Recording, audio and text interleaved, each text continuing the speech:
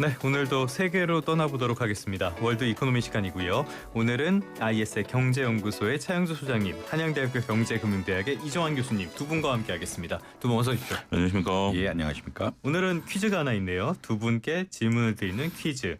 학창 시절에 시험을 보실 때 쉬운 거부터 풀고 어려운 걸 나중에 두셨습니까? 어려운 거부터 풀고 쉬운 거를 나중에 푸셨습니까? 전 쉬운 것부터 풀었습니다. 교수님은 순서대로 풉니다. 그냥 순서대로 역시 그냥 다 교수님은- 쉬웠던 거 아니에요? 그건 아니고 순서대로 풉니다. 저는 뭐 시험 때 잠만 자서 잘 모르겠고요. 저는 어려운 거 나오면 그냥 건너뛰입니다. 그냥. 예. 저는 뭐 빵점도 맞아본 적이 있는 사람이기 때문에 이걸 왜 여쭤봤냐? 트럼프의 관세 협상 때문인데요. 트럼프는 쉬운 거부터 하려는 것 같아요. 동맹국들, 우호국들은 팔을 비틀고 협박을 해서 별의 별짓을 다해서 원하는 거 얻어내고, 그리고 경쟁국들에는 여전히 제대로 얘기를 못하고 있고.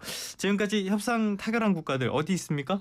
뭐 우리나라가 대표적이고 그렇죠. 일본, 예. 그다음에 EU, 영국, 인도네시아, 뭐 베트남, 태국 이런 국가들이 주요 국가들이라고 말씀드릴 수 있겠고요. 다 만만한 나라들 있네요. 예, 근데 예. 이제 아무래도 이제 그 되게 프레임을 정해놓고 가는 스타일이어서 그러니까 이제 여러 국가들 상대하다 보니까 그 플랫폼 안에서 이렇게 협상을 해야 되는 이런 체계였던 것 같아요. 체계, 그러니까 플랫폼이라는 게 어떤 거냐면 우리가 이미 템플릿이 있어가지고 예, 예. 거기에 껴놓 관세 얼마 낮춰줄 테니 투자 얼마 해라. 그리고 니네 그 다른 나라 시장 얼마 개방해라. 뭐 이런 식으로 그냥 이제 방위비나 좀 디테일한 이슈는 빼고 예, 예. 그러니까 좀 그리고 국가별로 민감한 이슈들 같은 것들은 좀 되도록 합의하고. 제외하고 네네. 근데 이제 이런 굉장히 큰 플랫 관세 얼마, 투자 얼마, 시장 개방 얼마 이런 식으로 예. 굉장히 간단한 플랫폼 안에서 뭐 조금씩만 베리에이션이 있었다라고 뭐 개인적으로 추측이 됩니다. 그러니까 왜냐하면 여러 나라 상대들 해야 되는데 이걸 다 바꿔가지고 상대하기는 그렇죠, 그렇죠. 그 협상을 한다는 네. 것 자체가 거의 불가능한 일이어서 이런 체계 내에서 했고 우호국들을 중심으로 많이 진행된 거. 뭐 중국은 뭐 그러니까 이외의 상태라서 뭐 협상이 진행되고 있다라고 보시면 될 것 같고 인도는 굉장히 반발이 심하죠. 네. 농산물 인도는 농민이 특히나 많아서 그렇죠, 그렇죠. 예, 농산물 때문에 반발이 엄청 심한 이런 상태 뭐 이 정도라고 보시면 될 것 같습니다. 자, 관세, 투자, 뭐 개방 얼마였고 큰 그림으로 뚝뚝뚝 던지는 합의. 여기까지 뭐 좋긴 한데 그러다 보니까 세부적인 내용이 하나도 없어요. 예, 그렇습니다. 뭐 그렇다고 해서 합의서를 보통 이제 그 국가 간의 이런 어떤 관세 협정을 하게 되면 정말 뭐 수백 페이지, 수천 페이지짜리 그러니까. 이렇게 네. 책자가 나와야 되는데 그런 부분들이 없고 합의서 한 장도 없다라고 좀 보여주는 거죠.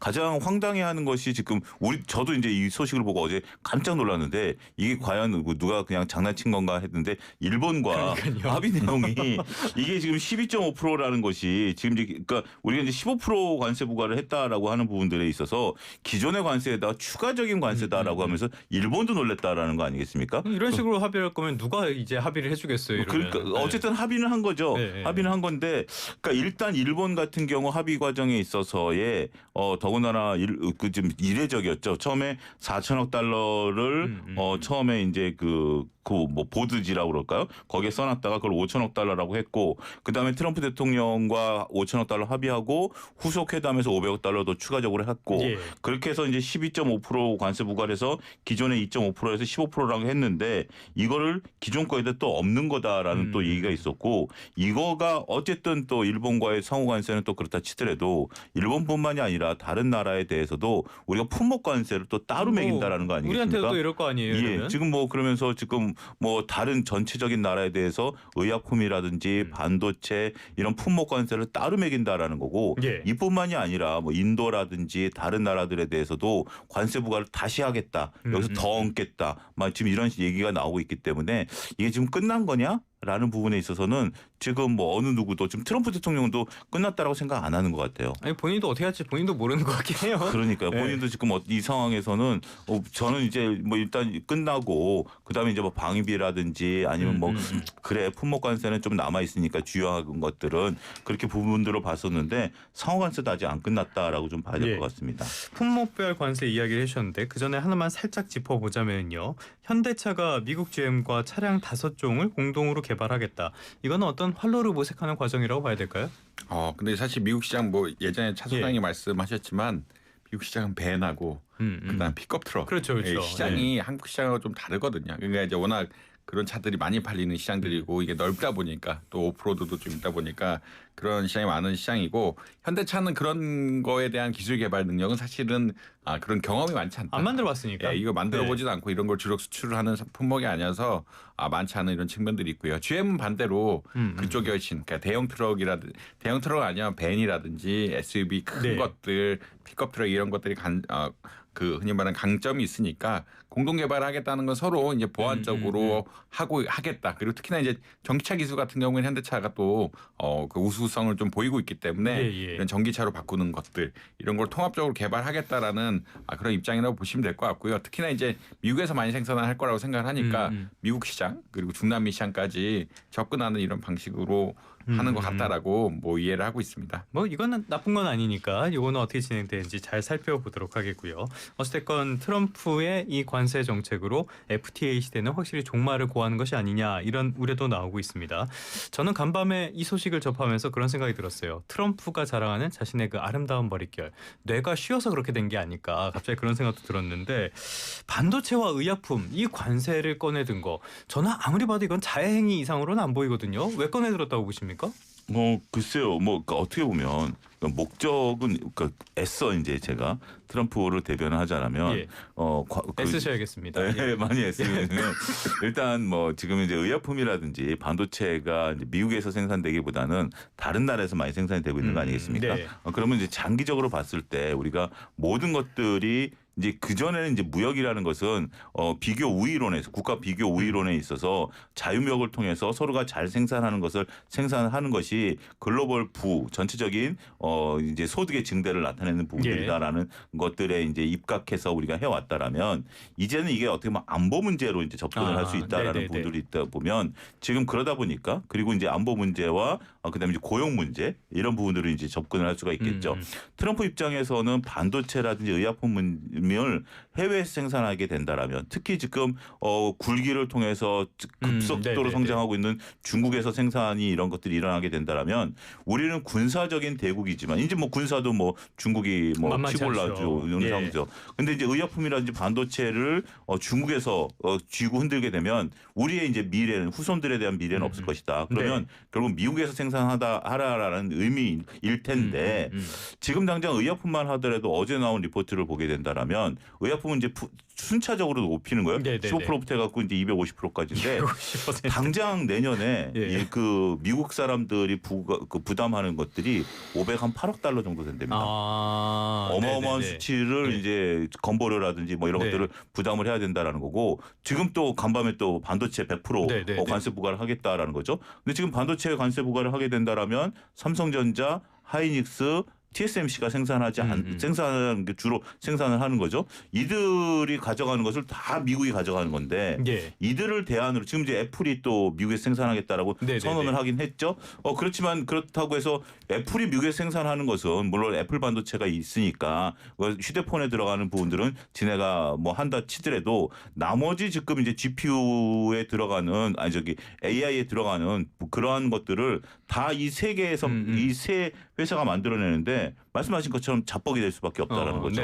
장기적으로는 될 수 있겠지만 과연 트럼프 임기 내에 이것이 이루어질 수 있을까? 오늘 시장을 보니까 오히려 삼성전자 주가는 올라가고 하이닉스 주가는 좀 빠지고 있어요. 근데 어떻게 보면 저도 이 수준을 놓고 보면 삼성전자는 지금 미국에다 공장을 짓고 있으니까 이 부분에 대해서 조금 어떻게 보면 수혜를 좀 볼 수 있을 것이 아닌가라고 좀 해석을 하는 것 같고 모르겠습니다. 저도 이제 지금 즉흥적으로 보는 건데 하이닉스는 미국에다 공장을 지으려다 말았거든요. 그러다 보니까 지금 하이닉스는 오히려 피해를 보는 거 아니야라고 보는 건데 글쎄 하이닉스가 피해를 볼까요? 저는 그렇게 생각하지는 않는데 일단 시장은 조금 어쨌든 이거에 대한 노이즈는 조금 반영을 하고 있는 것이 아니겠나 이렇게 좀 말씀드릴 수 있겠습니다. 자, 그래서 바이오 그러니까 의약품 그리고 반도체가 나왔는데요. 의약품 같은 경우에는 이런 정책에 따라서 아마 미국인들이 부담해야 되는 의료비 이런 것들이 영향을 미치지 않을까라는 생각이 들고요. 반도체 하나를 좀 보자면은 이 반도체가 우리에겐 좀 더 와닿으니까요.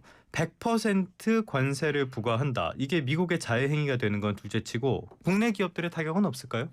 아무래도 이제 뭐 바이오 조금 말씀드리면 바이오는 워낙 미국의 제약값이 좀 비싸기 때문에 마진이 높은 산업이라서 그 제약 공장 이전해도 네. 뭐 약값이 올라가리라는 의견이 그러니까 원가가 워낙 싼 그러니까 이게 이쪽 네네네. 원가가 전기만 제대로 되고 물만 제대로 공급이 되면은 뭐 거기는 뭐 근데 일단 이제 설비가 개발하는 게 어려우니까. 예, 설비가 비싸서 설비를 만드는 게 어렵지. 그 다음에는 이제 그 워낙 마진이 큰 산업이라고 네네. 볼 수 있는데 이제 반도체는 다르죠. 반도체는 공정이 워낙 복잡한 데다가 네. 이게 전기도 많이 되고 기본적으로 그 다음에 해외에서 이미 생산 공장들이라든지 공급망 같은 것들이 많이 갖춰진 상태에서 이거를 옮긴다는 게 사실 좀 쉽지 않고 공장 옮기는 문제라든지 가격 프라이싱 그러니까 훨씬 그 반도체가 경쟁적이죠. 네네네. 반도체 경쟁. 바이오 분야는 독점권이 일부 그러니까 특허가 개발이 되면은 독점권이 일부 있는 산업들이라 마진이 굉장히 높은 건데 이게 좀 산업별로 좀 다르다. 바이오 공장이 조금 이전이 아마 쉬울 거다라고는 예. 추측은 됩니다. 그러니까 그 롯데바이오도 뭐 예. 그쪽 미국에 산다라고 이야기를 하고 있어가지고 좀 쉽다라고 보시면 될 것 같고. 근데 이제 반도체는 가격 경쟁력 그 맨날 치킨 게임도 하고, 그러니까 이제 HBM 반도체가 특이한 반도체라든지 뭐 TSMC에서 하는 아까의 그 약간 독점력을 그러니까 그 흔히 말해서 이제 시스템 반도체를 독점적으로 찍어내는 이런 상황이 아닌 이상은 경쟁적인 시장인데 이걸 옮겨서 하기가 사실 좀 쉽지 않은 상황들이고요. 그렇기 때문에 아까 뭐 주가 반응 역시 조금 나오고 있어요. 미국에 이미 기 공장을 가진 쪽들은 조금 유리할 수도 있고 새로에 갈라 그러면 또 투자를 봐야 되는 거 오래 장기간 걸린다고 생각을 해야 되니까 관세 같은 것에 대해서 부담이 있을 수 있다. 그러니까 제약은 독점적인 산업의 영향이 굉장히 크고 반도체는 그것보다 훨씬 경쟁적인 영역들이 있기 때문에 가격 경쟁력이 중요할 수가 있기 때문에 이런 경쟁 관계가 조금 다를 수 있다. 그렇기 때문에 반도체 분야에 타격이 조금 더 클 수 있는 이런 상황들이고 이거 공장이 이전한다. 공장이 새로 생기면 이제 단가 싸움이 단가 싸움이 없으면 상관이 없는데 독점 때문에 근데 이제 이거는 단가 싸움이 붙어야 되는 거기 때문에 조금 쉽지 않고 그런 것들 차원에서 이제 아까 소장님 말씀하신 뭐 하이닉스가 없기 때문에 좀 손해를 보는 것이 아니냐 이런 의견들도 나올 수 있다라고 보시면 될 것 같습니다. 실제로 메모리 반도체 같은 것들은 원가 경쟁력이 굉장히 중요한 산업이잖아요. 그런데 여기서 궁금한 점이 하나 있어요. 트럼프는 그러니까 미국에 와서 공장을 지어서 여기서 생산하면 되지 않냐 이렇게 얘기를 하는데 트럼프가 얘기하는 것처럼 1년에서 1년 반 사이에 가는 거는 물리적으로 절대 불가능하다는 거 우리가 여러 차례 이야기를 했었고요. 반도체 공장 미국에 투자를 해서 지금 짓는다라고 가정을 했을 때 전력 그리고 우리가 반도체 공장을 할 때는 동선을 짠다든지 우수한 인재라든지 굉장히 많이 중요하지 않습니까? 미국이 그런 기반이 됩니까? 그러니까 트럼프 대통령도 일단은 지금 뭐 이렇게 몰아붙이는 거겠죠. 그러니까 트럼프 대통령도 1년 내, 1년 반 내에 된다라기보다는 그러니까 어떻게 보면 저는 이런 부분들인 것 같아요. 그러니까 지금 뭐 이런 비유가 적절할지 모르겠습니다만 우리 이재명 대통령께서도 해수부를 부산으로 옮기는 과정에 있어서 부처가 우리가 몇 년 내에 옮기겠다라고 하니까 올해 내에 옮기쇼라고 이제 명령을 내리시지 않았습니까? 근데 만약에 트럼프 대통령이 자기 임기 내에 옮긴다라고 한다라면 그게 과연 가능성이 있을까요? 라는 부분들이겠죠. 그러니까 지금 이제 만약에 1년 내에 옮기지 않으면 이렇게 관세 부과를 하겠다라고 하면 지금 많은 이제 기업들이 실질적으로 서두르겠죠. 그런 부분들이 있으면서 그렇게 되면 압박을 하는 전 전략이라고 봐요. 그래서 실질적으로 여기 이제 투자 계획서를 제출하고 투자를 이제 첫 삽을 뜨기 시작하면 그러면 우린 유예해 주겠다. 뭐 그런 식의 이제 어떤 부분들이 있을 가능성이 있다라고 보는 거죠. 뭐 안 되는 것을 억지로 할 수는 없는 부분들이지만 일단 첫 삽을 뜨게 하는 자체가 충분히 그 의미가 있을 부분들이 있다라고 저는 생각을 합니다. 어쨌든 만들어내는 부분들이 협상이라도 시작을 하게 하는 부분들이겠죠. 그리고 이제 또 이런 부분들은 또 자기 중간 선거라든지 아니면 여러 부분에서 또 활용할 수도 있는 부분들 아니겠습니까? 각 이제 미국은 또 그 주 단위에서 또 이렇게 이런 부분들에 대한 그 뭐죠 보조 이런 부분들이 일어날 수 있는 부분들인데 저는 반도체보다 심각한 거는 의약품일 수도 있다라고 봐야죠. 오히려 이제 CDMO 이제 우리가 위탁 생산 같은 부분에 있어서는 우리가 이제 반도체는 이제 뚜렷하게 있죠. 우리가 이제 비교 우위를 보이는 부분들이 있죠. 그렇죠. 그런데 CDMO도 우리가 이제 비교 우위를 보이는 부분들도 있고 중국을 배척한 상태에서는 우리나라 기업이 더 뛰어난 건 사실입니다. 그렇지만 유럽도 훌륭한 기술을 가지고 있고 다른 나라들도 기술을 갖고 있기 때문에 그들이 미국 미국에서 선점하려고 뛰어들게 된다라면 경쟁이 격화될 수밖에 없다라는 거죠. 예. 더군다나 우리나라 기업이 S 기업 같은 경우 뭐 기자님도 아시겠지만 저 송도 지역에다 네, 팔공장까지 좀 지으려고 네. 계획을 좀 세워놓고 있는 거 아니겠습니까? 그 계획을 또 어떻게 또 전환해야 되는 부분들도 있고 네. 또 이제 위탁 생산에 대한 부분들은 우리가 주문을 받아서 생산해서 그들이 또 관세를 내야 되는 부분들이면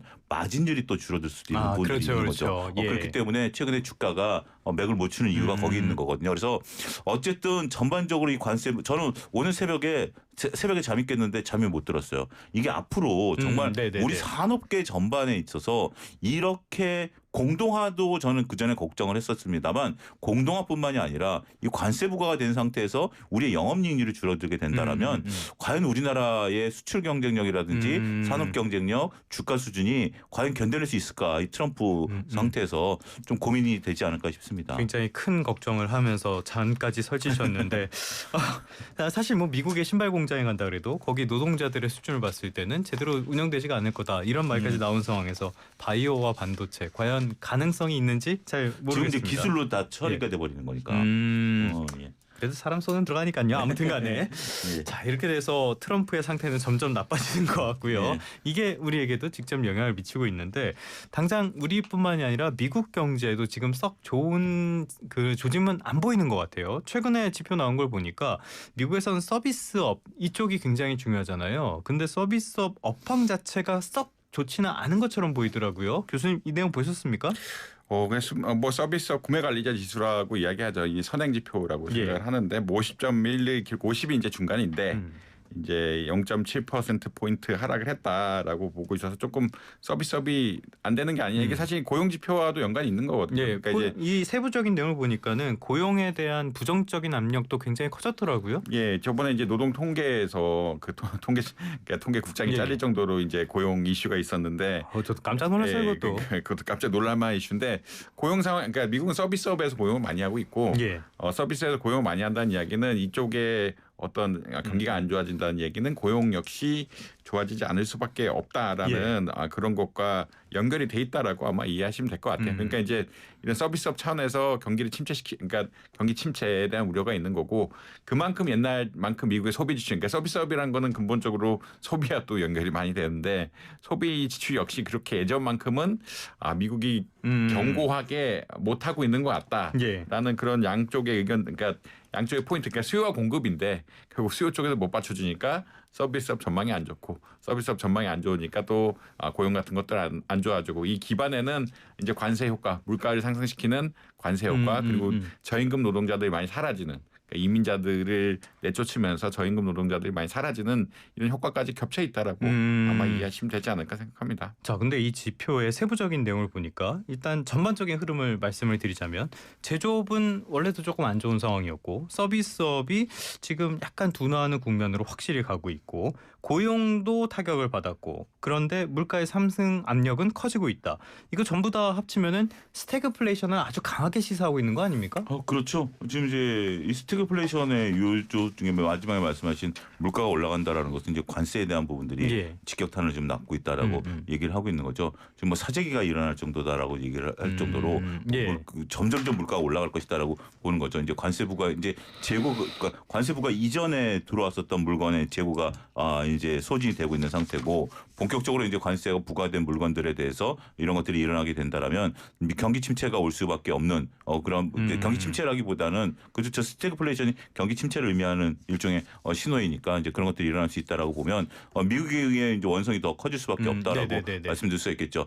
더군다나 이제 우리가 그 서두에서도 아까 이제 우리가 트럼프 대통령 초기에도 얘기를 했었지 바이든 행정부 같은 경우도 결국은 바이든 행정부와 트럼프 대통령이 추구하는 목적은 저는 동일하다라고 봐요. 그렇죠. 미국 내에서 생산을 해라라는 거죠. 근데 당장 지금 이런 어떤 부작용을 막기 위해서 바이든 대통령은 세금을 직접적으로 투여했었던 방법이고 그것이 장기적으로 봤을 때 세금이 다시 치환되는 방법이다라고 얘기를 한 거고 트럼프 대통령은 왜 세금을 써? 우리가 강압적으로 하면 당장의 고통은 있긴 하겠지만 장기적으로는 우리가 나아질 거야 하는 건데 지금은 당장 이제 고통의 기간이죠. 이제 고통의 기간에 이제 들어간 거기 때문에 과연 미국의 국민들이 이것을 견뎌낼 수 있을지 여부가 이제 좀 주목이 되는 거고 이 고통을 줄일 수 있는 방법은 뭐죠? 모르핀이죠. 이 모르핀은 뭐죠? 금리를 인하하는 거죠. 네. 금리를 인하하기 위한 압박을 지금 이제 연준에 하는 거고 그런 부분들이 과연 잘 먹힐 수 있는 것인지 이 부분도 한번 좀 잘 봐야 되지 않을까 싶습니다. 연준도 고심 많이 될 것 같아요. 물가까지 저렇게 들썩이니까. 여러분 그래서 지도자가 이렇게 중요합니다. 그래도 우리는 핑계를 댈 수 있어요. 우린 담임제니까 경험을 못 해봤다. 그런데 얘들은 이렇게 때 경험을 해봤잖아. 그리고 또 이 길을 만들어준 거잖아. 아무튼 이 얘기로 1분을 일단 마무리하도록 하겠습니다. 지금은 ISL 경제연구소의 차영수 소장님, 한양대학교 이정환 교수님 두 분과 함께하고 있고요. 잠시 광고 듣고 오겠습니다. 네, YTN 라디오 생생경제 2부 시작하겠습니다. 2부에서도 ISL 경제연구소의 차영수 소장님, 한양대학교 경제금융대학의 이정환 교수님과 계속 이야기 나눠보도록 할게요. 앞서서 1부에서는 트럼프가 만만한 나라들, 트럼프 미국의 전통적인 우호국, 동맹국들 팔비틀어서 돈 뜯어낸 이야기 해봤고요. 2부에서는 아직까지 협상하지 못한 나라에 대한 이야기 해보도록 하겠습니다. 이번 주가 있어서 트럼프는 굉장히 중요한 시기다라는데 뭐가 있어서 그래요? 아무래도 이제 러시아 휴전에 대한 제의가 가장 크고요. 이제 관세 문제 해결하고 평화 쪽으로 가야 되는 아젠다들이 근데 이제 러시아에 자꾸 막혀가지고 잘 못 움직이는 이런 상황. 그러니까 러우 전쟁이 종결이 돼야 네. EU와의 관계도 재성립하고 평화상도 받아야 되는데. 평화상 엄청 이야기가 나오고 있는데 그래 이게 북한까지 연결되는 이슈라서 우리나라 입장에서 굉장히 중요합니다. 왜냐하면 전쟁이 종결돼야 이제 북한과 협상이 뭘 하든가 말든가 개발이 될 수 있든가 말든가 이런 거기 때문에 북한국의 러우 전쟁이 가장 이 정치적 이벤트로는 가장 중요한 이벤트다. 이게 종결이 돼야 그렇죠. 24시간 안에 끝내겠다 그랬던 그거. EU라든지 북한이라든지 다른 협상할 거리들이 어마어마하게 나오는데 지금 중국하고 인도에서 계속 기름 천연가스 사주고 이러니까 이게 종결 쉽게 안 되고 있는 이런 상황들이긴 하다라고 아마 이해하시면 될 것 같습니다. 그다음에 이제 중국과 관세 휴전 종결되는 날 11일이긴 한데 이거는 사실 워낙 중국도 목줄을 잡고 있는 것들이 있어가지고 그리고 공급망에서 흔히 말 히토류 같은 것들을 목줄을 잡고 있기 때문에 이거는 유예해서 좀 가지 않을까라고 많이 추측은 하는 것 같아요. 그래서 가장 큰 이벤트는 아무래도 근데 전쟁이 종결되면 저희도 좋긴 한데 러시아 우크라이나 전쟁에 대한 어떤 이슈가 이번 주 해결이 안 되면은 이슈들이 생기면서 다른 연관된 이벤트들이 자꾸 늘어지다 보니까 이슈들이 아마 생길 것 같다. 러우 전쟁이 제일 중요하다고 생각합니다. 확실히 트럼프는 강한 사람한테는 약하고 약한 사람한테 강한 그런 모습들을 많이 보여주는데 여기서 또 하나의 교훈은 함부로 입을 돌리면 안 된다. 그럼 나중에 자기만 망신을 당한다라는 교훈도 얻을 수 있습니다.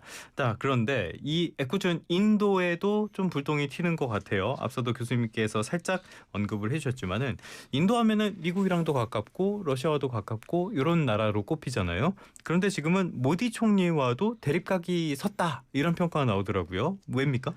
과거 인도라면 제3세계의 종주국이었었죠. 딱 지리적으로도 딱 중간에 있는 상황이고 또 미국 입장에서 보면 중국 뒤에 있기 때문에 딱 적절하게 인도가 말을 들어주면 아주 좋은 지리적 위치에 있죠. 근데 지금 인도가 러시아산 원유를 이제 갖다 쓰고 있는 것으로 알려지고 있기 때문에 상당히 지금 미국 입장에서는 곤혹스러운 상황이고 러시아가 전비를 거기서 벌어들이고 있는 그런 부분들이다라고 말씀드릴 수 있겠죠. 그러다 보니까 지금 러시아가 쉽게 종전에 합의를 못 하고 있는 이유 중에 하나가 인도와 중국이 러시아산 원유와 천연가스를 갖다 쓰고 있는 이유 중에 하나가 있을 것이다. 그러니까 갖다 쓰지 마라. 라고 하는데 인도는 갖다 쓸 거다라고 얘기를 하고 있기 때문에 지금 25% 관세 부과를 하고 있는 상태거든요. 그래? 그럼 우리 25% 더 할래. 라고 지금 얘기를 해놓은 거죠. 그래? 그러면 합 50 갖다 25에다 25 더해서 50 지금 이렇게 얘기를 하고 있는 상태죠. 그렇기 때문에 인도 입장에서는 50% 관세 부과는 굉장히 좀 어려울 수밖에 없겠죠. 이제 막 태생하고 있는 경제이고 또 이제 중국에서 우회로이기 때문에 또 명분도 있는 입장이기 때문에 미국 입장에서는 인도를 압박하고 있는 상황이다. 이렇게 좀 말씀드릴 수 있겠습니다. 알겠습니다. 인도 쪽에서는 말도 안 된다 그러면서 강하게 반발을 하고 있는데 여기서 조금 전에 소장님도 언급을 해주셨지만은 러시아산 원유를 수입하고 있는 나라가 인도만이 아니에요. 중국도 갖다 쓰고 있는데 중국에 대해서는 찍소리도 안 하네요. 이건 또 왜 이러는 거예요?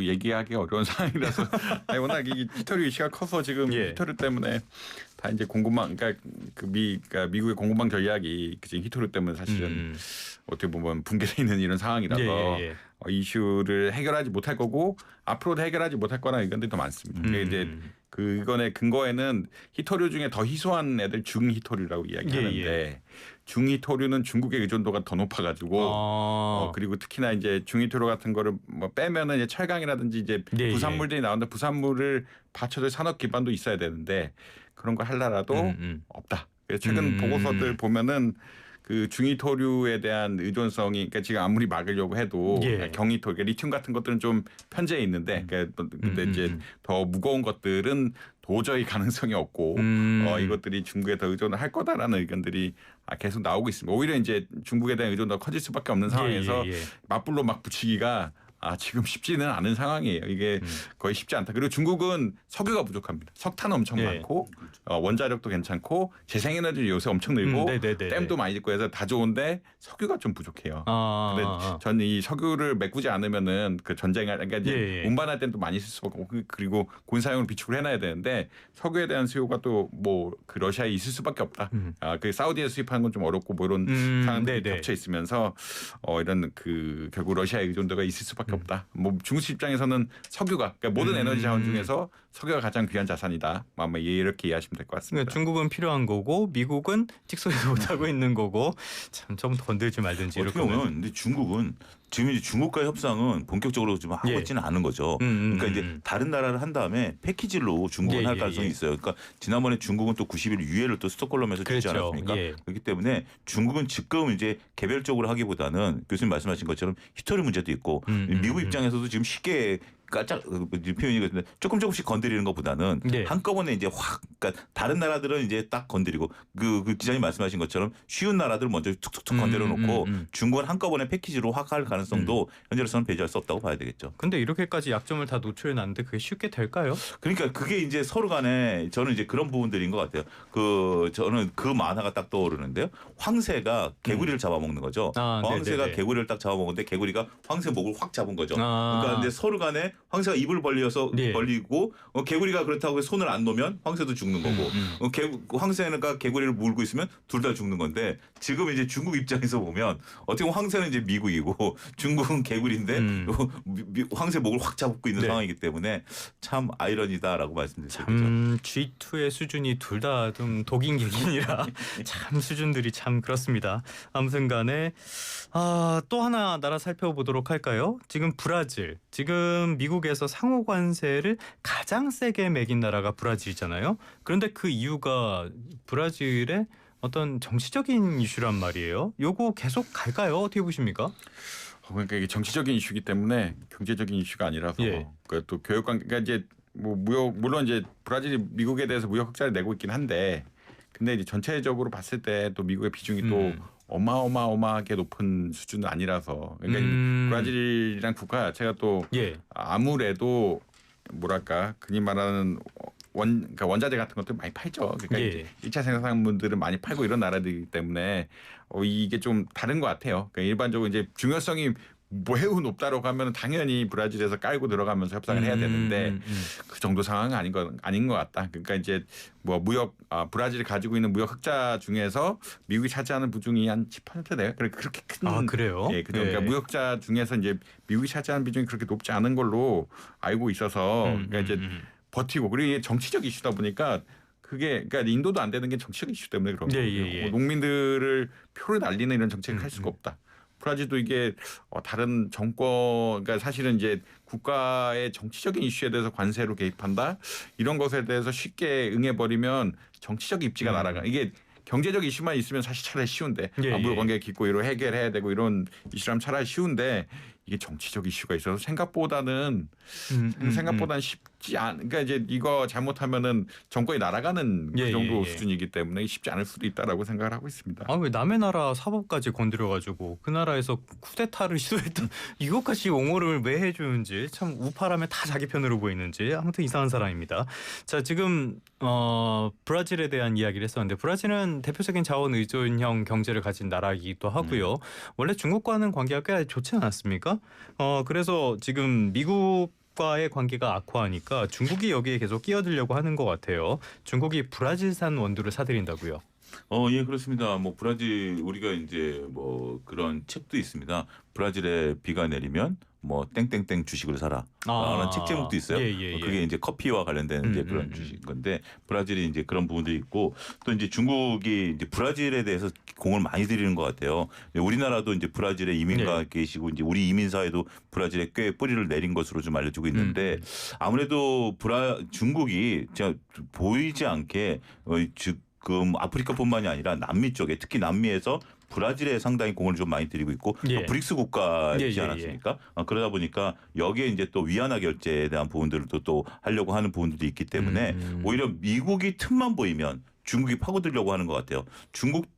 중동도 미국이 틈을 보이니까 중국이 또 파고들었던 부분들도 있는 것 같고, 근데 이제 브라질 입장에서 보면 이것을 어떻게 정치적으로 해결하느냐가 저는 굉장히 중요할 것 같아요.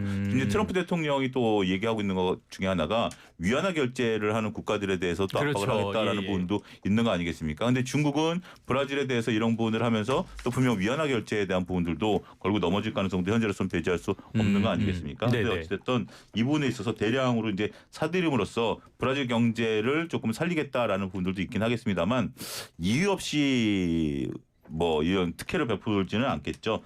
따라서 정말 브라질 입장에서는 뭐 내미는 손을 안 잡을 수는 없겠고 손을 잡자니 원옥스를 수밖에 없는 상황이 아니겠나 이렇게 볼 수밖에 없을 것 같습니다. 조금 전에 브릭스를 언급을 해주셨으니까요. 전반적으로 봤을 때는 브릭스 지금은 완전히 미국의 어떤 경쟁자 대항마 정도로 인식이 되는 것 같아요. 요즘 브릭스 쪽 상황은 어떻습니까? 이제 뭐 브릭스란 게 따로 경제 블록이 형성될 정도로 나름 경제권이 큰 국가들이고요.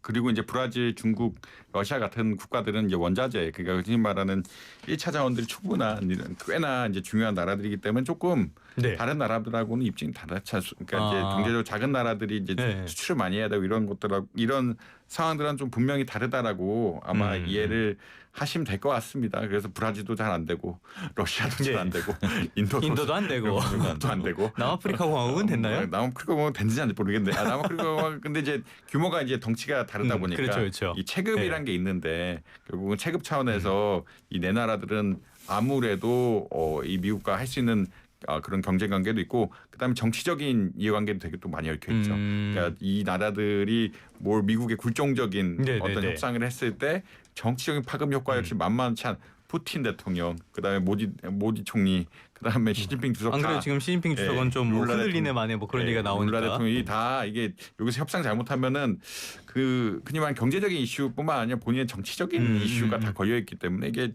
협상이 쉽지 않은 뭐 상황들인 것 같다라는 의견 드릴 수 있을 것 같습니다. 경제적 이해관계만 빨리 해야죠. 근데 그런 거는 전혀 아니니까요. 자, 그렇다면은 지금 브릭스가 뭐 일치해가지고 어떻게 서로 간에 협조를 하면서 미국에 대항을 한다 이런 계획도 계속 조금씩 내비치는 것 같아요. 그러면 이 관세 전쟁 더 길어지는 거 아닙니까? 근데 뭐 쉽지는 않겠죠. 더군다나 이제 트럼프 입장에서 본다라면 그러면 받고 더. 라는 부분들이 충분히 있는 부분들이기 때문에 어떻게 보면 기존의 협상이다라면 이런 부분들이 한번 좀 해볼 수가 있는 부분들이겠지만 말씀하셨다시피 지금 이제 인도가 러시아산 원유를 수입한다라는 이유만으로 25%라는 관세를 부과하는 거죠.